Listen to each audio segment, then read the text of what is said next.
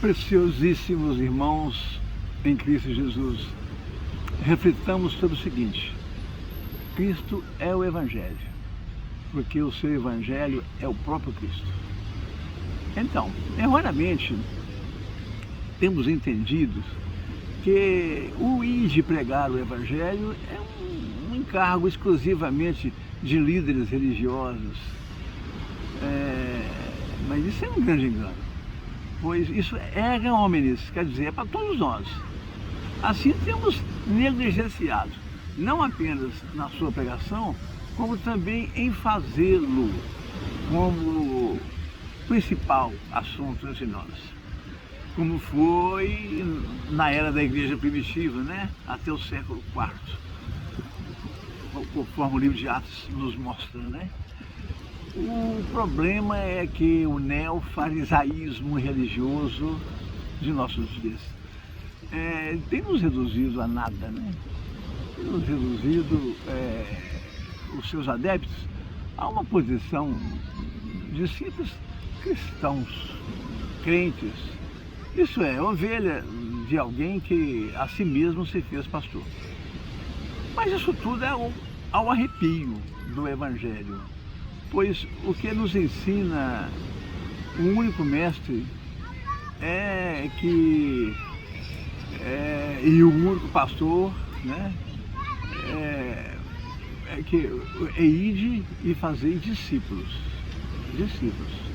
não crentes ou cristãos. O apóstolo Paulo, 1 Tessalonicenses 5:23, ele nos define e nos qualifica como tricotômicos, isto é, cada um de nós está firmado em um tripé: corpo, alma e espírito, indiferentemente de nossa raça, de nossa cor, de nossa origem e de onde viemos. Assim, se o Evangelho do Reino do Céu, de nosso Senhor Jesus Cristo, não nos tivesse sido anunciado, mesmo assim acreditaríamos em um outro Deus qualquer, né? Como os índios, idólatras, budistas e os do candomblé e etc. Pois nenhum de nós chegaria a Deus e o entenderia tão bem sem Cristo, né? Conforme João 14,6, sou um caminho, a verdade e a vida, e ninguém vem ao Pai, senão por mim. Por isso, a necessidade do ide e pregai o Evangelho do Reino dos Céus. Não há limite previsto de conhecimento para se levar o Evangelho a alguém. Paulo diz em Romanos 1,15, o quanto está em mim, irmãos, estou pronto a anunciar, tanto a gregos como a romanos. Assim, ainda que seja curta a sua experiência com Deus, através de Cristo, isso aqui é importante, saiba que ela já é rica para você e digna de ser compartilhada. Você não precisa subir num púlpito, carregar uma Bíblia debaixo do braço, ser chamado de pastor, ou cursar teologias.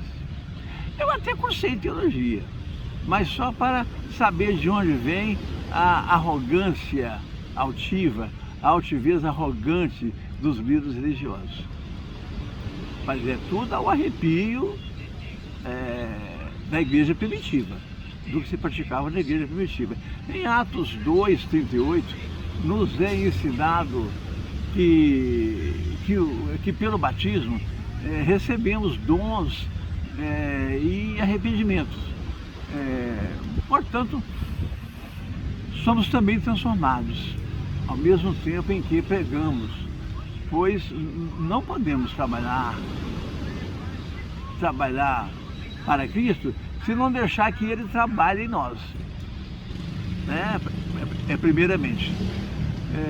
Pois temos que dar bons testemunhos, impressionando bem as pessoas, dando mostras de amor ao próximo, sem desejar mal a ninguém, alegrando com os que choram, alegrando com os que se alegram e chorando com os que choram, tal como em Romanos 12:15, né? o apóstolo fala, alegrai com os que riem, chorai com os que choram. Sendo pontuais com as dívidas e com a pontualidade nos horários, né? Mas sempre dizendo a quem quer que você pregue o Evangelho para não ver você como um alvo, pois você também está sendo aperfeiçoado e santificado em Cristo, como quem está fazendo uma carreira de aperfeiçoamento e santificação em Cristo. Isso está lá em 2 Coríntios 6,18. Mas para fixar os olhos em Cristo, porque Ele sim é o alvo da carreira, da soberana carreira que fazemos, da nossa vocação para Cristo. Isso está em Filipenses 3, de 13 a 14. Mas é certo que, infelizmente, temos vergonha até de nos chamarmos a nós próprios de evangélicos, devido a maus exemplos, a maus testemunhos dos religiosos. Quanto a quem Cristo, naqueles dias, se referindo aos fariseus, que eram os religiosos naqueles dias, mas o sentimento é o mesmo, isso está em Marcos 7,9, jeitosamente rejeitastes preceitos de Deus para seres fiéis à própria doutrina. Então devemos advertir nossos convertidos, prosélitos, né, de nossos dias, que fujam dos milagres, que fujam dos falsos mestres, mestres de prosperidades e de falsos milagres, falando o que agrada ao coração dos indoutos, né? O que agrada aos ouvidos. E está lá em 2 Timóteo 4,3. Devemos pregar Cristo Jesus, mas sem religiões, livrando-os da maldição de deixá-los 2 vezes mais dentro do inferno do que antes. E isso está lá em Mateus 23,15, hein? Não é coisa minha, não. Assim, envergonhar das religiões é uma coisa, mas de Cristo jamais. Pois Cristo nos adverte. Porque quem de mim se envergonhar, dele também me envergonharei junto ao Pai. Então, nós devemos ser ousados espiritualmente. Porque o Deus não nos deu o espírito de covardia, né? Isso está segundo Timóteo 1,7, né? Deus não nos deu espírito de covardia, mas pelo contrário, de poder e amor ao próximo. Então, além disso, irmãos, o livro de Apocalipse diz que os covardes, os tímidos não herdarão o reino dos céus. Em Marcos 1,38, né? Assim como diz Paulo em Romanos 1,16, não me envergonho do Evangelho do Reino dos Céus, porque ele é o poder de Deus para a salvação de todo aquele que crê. Conforme já vimos,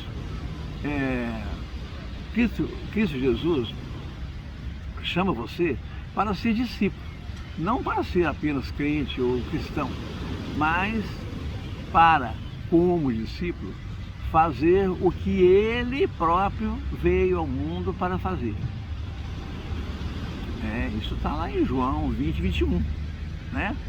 Assim, ao iniciar sua missão aqui na terra, está lá em Lucas 4,18, Jesus foi ungido por Deus, após ser batizado e jejuar 40 dias, ungido para evangelizar a terra, libertando cativos do mundo e como luz, dando vista aos cegos. Em Atos 26:18 é dito que nosso encargo é retirar pessoas do pecado, do reino das trevas, de Satanás, para o reino dos céus. Também conforme 1 João 3,8, Cristo se manifestou para desfazer as obras de Satanás.